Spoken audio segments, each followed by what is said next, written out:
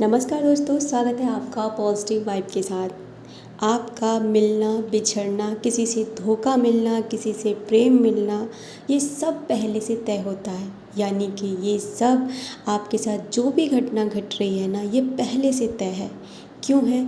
क्योंकि आपने जो भी कर्मास अब तक बनाए हैं ना, जिसके साथ भी जितना समय आपने खुशी के साथ बिताया और किसी के साथ आपने गलत व्यवहार किया, वो सब अपना उसी रूप में आपसे बदला लेने आते हैं। या यूँ कहें कि आपने किसी दूसरे व्यक्ति के साथ जितना भी प्रेम से व्यवहार किया या किसी दूसरे व्यक्ति को आपने परेशान किया, और वही कहीं उसी तरह कोई तीसरा व्यक्ति आपको उन चीज़ों की अनुभूतियाँ ज़रूर कराएगा। यानी कि हम सब कहते ना कि हमारी अरेंज मैरिज हो रही है, हमने लव मैरिज की। आप कुछ भी नहीं करते, आप एफ़र्ट डालते हैं, क्योंकि ये सब यूनिवर्स आपसे करवा लेता है। आप नहीं करते हैं। क्यों नहीं करते हैं? देखिए, जिसके साथ भी आपका रिश्ता जुड़ना है और जिसके साथ भी आपका जितना भी लंबा समय जाना है ना, उसी हिसाब से आपको जीवन साथी मिलेगा। अगर आपकी अरेंज मैरिज है तो वो व्यक्ति आपकी लाइफ में अरेंज मैरिज के तरीके से ही आएगा, और अगर आपकी लव मैरिज हुई है तो वो व्यक्ति आपने पहले से चुना और आपकी लाइफ में लव मैरिज करके आया। फ़र्क इतना है कि वो आपने ये डिसाइड किया कि ये मैंने इस व्यक्ति को चुना, आप नहीं चुनते। आपने देखा होगा अक्सर बहुत कम लोगों की लव मैरिज सफल हो पाती है। क्यों? क्योंकि वो जीवन साथी उनके लिए होता ही नहीं है। वो व्यक्ति है जो इतने ही समय के लिए आपकी लाइफ में आया है, क्योंकि आपकी लाइफ में कोई दूसरा व्यक्ति जुड़ना है, उस व्यक्ति का आपके साथ संबंध जुड़ना है। इसलिए आपकी लाइफ में जो लव मैरिज है वो उतने ही दिनों तक रह जाती है।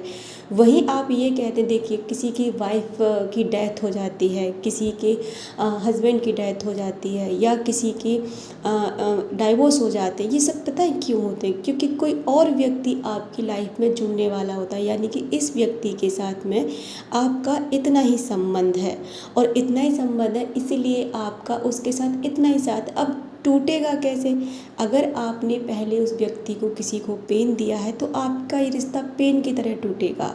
और अगर आपका नॉर्मली टूट गया, ठीक है, दोनों ही आराम से राजी हो गए कि एक दूसरे से अलग हो जाते हैं, तो समझ लीजिए कि आपने किसी को पेन दिया ही नहीं, कोई तीसरा व्यक्ति आपकी लाइफ में आना चाहता है, और ये डिवाइन जो है अपने आप उस चीज़ को आपसे करवा ही लेगी। यानी कि सीधे शब्दों में कह सकते हैं कि जिस व्यक्ति के भी साथ आपके जितने कर्मा जुड़े हुए हैं, उतने ही समय तक वो व्यक्ति आपके साथ आपकी लाइफ में रहने वाला है।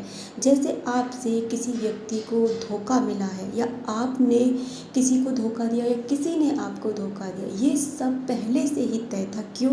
क्योंकि अगर आपने किसी को धोखा दिया तो उस व्यक्ति को ये तकलीफ़ मिलनी थी, क्योंकि हो सकता है उस व्यक्ति ने किसी तीसरे व्यक्ति को तकलीफ़ दी हो। और अगर आपसे किसी को धोखा मिला है तो भी आपको ये तकलीफ़ मिलनी थी, क्योंकि हो सकता है कि आपकी वजह से कोई तीसरा व्यक्ति परेशान हो। क्योंकि यहाँ आप जानते हैं, बेवजह यहाँ कुछ भी नहीं होता है। सारा जो चीज़ है ना, सारा खेल हमारे कर्मों के हिसाब से हमारे साथ होता है। सीधे शब्दों में ये कह सकते हैं कि जैसा हम करते हैं वैसा हमें मिल जाता है। बहुत से व्यक्ति ऐसे भी होते हैं इस दुनिया में कि उन्हें कोई धोखा नहीं मिलता।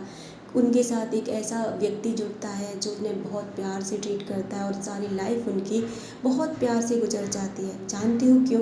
क्योंकि उस व्यक्ति ने किसी को तकलीफ़ नहीं दी है, उस व्यक्ति ने किसी को चीट नहीं किया, उस व्यक्ति ने किसी को परेशान नहीं किया, धोखा नहीं दिया।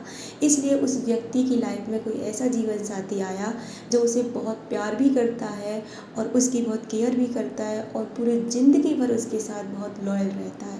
आप क्या करते हैं? जैसे जिनको धोखा मिला कि चलो यहाँ सुख नहीं है, वहाँ सुख मिलेगा, वहाँ सुख नहीं है, वहाँ सुख मिलेगा।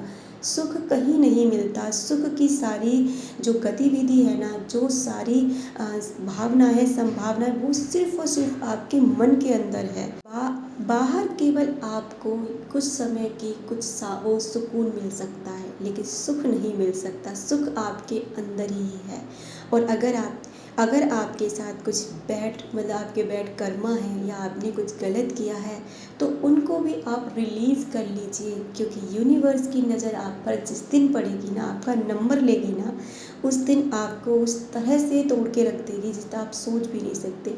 इसलिए अगर हमसे कुछ गलतियाँ या गुनाह हो भी जाते हैं, तो सरेंडर कीजिए डिवाइन के सामने, सरेंडर कीजिए यूनिवर्स के सामने और सरेंडर कीजिए गॉड के सामने।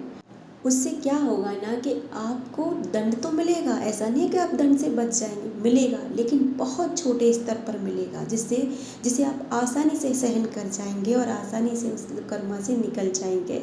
उम्मीद करती हूँ ये वीडियो आपको समझ में आएगा। अगर समझ में आएगा तो लाइक शेयर ज़रूर करें। Thank you so much.